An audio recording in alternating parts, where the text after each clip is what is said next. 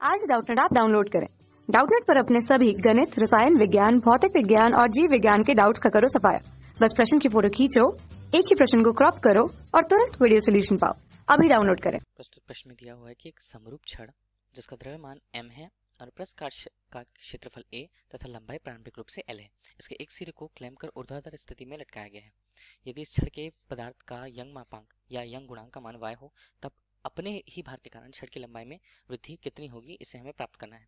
जहाँ पर प्रश्नानुसार हमें उसके आरेख दे दिए हुए हैं। आरेख के अंतर्गत कोई एक स्थिति जहाँ से वह क्लैंप है, ऊर्ध्वाधर स्थिति पर एक सिरा जो क्लैंप है, दूसरा सिरा छूटा हुआ है। यदि हम इस पर उसके स्वयं के भार के कारण छड़ की लंबाई में वृद्धि निकालना चाहें, तब हमने एक काम किया हुआ है। उसके स्थिर सिरे से, उसके क्लैंप किए हुए सिरे से एक निश्चित दूरी x तक x लेके एक निश्चित अनुप्रस्थ काट क्षेत्रफल a की कल्पना करिए।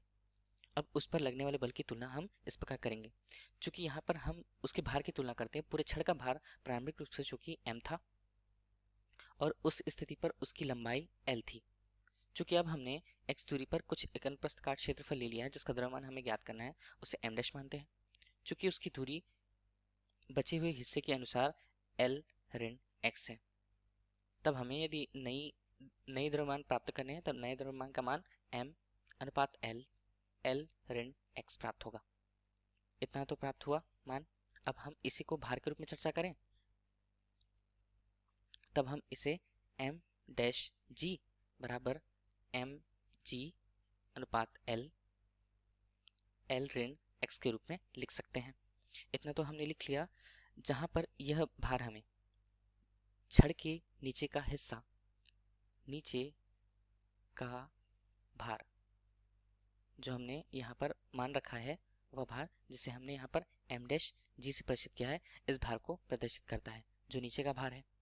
चूंकि नीचे का भार लगने में इसे मान लीजिए हमने समीकरण 1 नाम दिया है। चूंकि नीचे के भाग में यह बल लग रहा है, इस बल का परिमाण लग रहा है, इसी नीचे के भार को संतुलित करने के लिए ऊपर का भार, छड़ के ऊपर का भाग बराबर रूप से इतनी ही प्रतिक्रिया बल लगाएगा, जिसका मान F बराबर m डैश g होगा।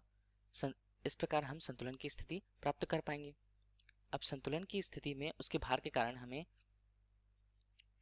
उस पर लंबाई में वृद्धि की गणना करनी है, जहां हम यह जानते हैं कि प्रतिबल मतलब क्या होता है। प्रतिबल एक निश्चित रूप से जैसे सिग्मा से प्रदर्शित किया जाता है, किसी वस्तु पर लगने वाले भार और उसके एकांक क्षेत्रफल के अनुपात के बराबर होता है। जहां लगने वाले भार को यदि हम यहाँ पर देखें, तब यह F को प्रदर्शित करता है, जिसका मान इस तरफ हम रखें, तब इसका मान m डैश g अनुपात a प्राप्त होगा। इसे और हल करने के पश्चात हमारे पास m g अनुपात l ऋण x अनुपात a प्राप्त होगा। यह प्रतिबल को बताता है। प्रतिबल को जान लेने के बाद यदि हम इस पर उत्पन्न होने वाली विकृति को देखें, तब विकृति को क्या बोल सकते हैं। यंग मापांक के साथ स्थितिज पर रख करके उसका प्रतिबल सिग्मा और उसके यंग मापांक के अनुपात के बराबर। इन मानों को रखें m g l a y l ऋण x।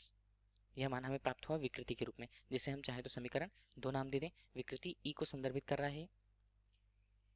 अब चूंकि हमने एक स्थान मान रखा है, आरेख के अनुसार देखते हैं स्थान जो कि dx है, यहाँ से यहाँ तक की दूरी dx हमने मान रखा हुआ है। यदि इसी भार के कारण इसकी लंबाई में परिवर्तन, जो भार हमने अभी ज्ञात किया है, उसके कारण उसकी लंबाई में परिवर्तन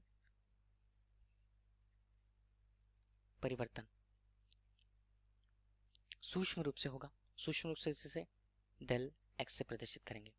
यह लंबाई में सूक्ष्म परिवर्तन को बताता है, क्योंकि हमारे पास उसकी प्रारंभिक लंबाई उस छोटे से स्थान के लिए जिसे हमने dx से कल्पना कर रखा था, उसकी लंबाई प्रारंभिक लंबाई कितनी थी dx। तब हम इस प्रकार भी यदि इस पर भी उत्पन्न हुए विकृति या जिसे E से प्रदर्शित करते हैं, इसका मान निकालें, तब इसका मान इस निश्चित लंबाई में परिवर्तन और उसकी प्रारंभिक लंबाई के अनुपात से प्रदर्शित होगा।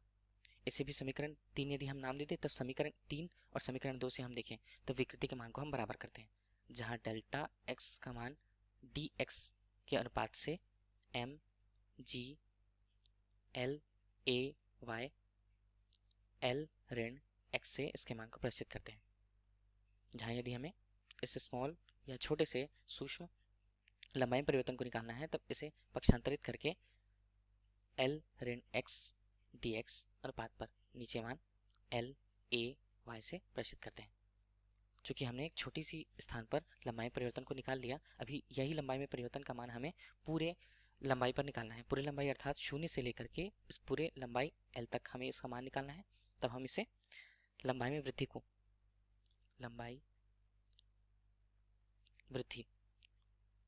समीकरण से प्रस्तुत करेंगे। समीकरण से प्रस्तुत करने के पश्चात इसका मान, यदि हम इसे डेल एल से प्रस्तुत करें, इसका मान जो 0 से l तक होगा, डेल एक्स के मान, जहां इसका मान mg l a y l ऋण x dx के रूप में प्रस्तुत होगा। मान को पूरी तरह से यदि हल करें, तब डेल एल का मान हमें अंतिम रूप से mg l अनुपात 2a y प्राप्त होता है। यह प्रश्न पूछा गया था कि स्वयं की लंबाई के कारण स्वयं की भार के कारण उसकी लंबाई में परिवर्तन कितना होगा, जिसका मान हमें यह प्राप्त हुआ है। धन्यवाद। कक्षा 6 से 12वीं से लेकर नीट, IIT, JEE वो एडवांस के लेवल तक 1 करोड़ से ज्यादा छात्रों का भरोसा। आज ही डाउनलोड करें डाउटनेट ऐप या व्हाट्सएप करें अपने सारे डाउट्स 8400 400 400 पर।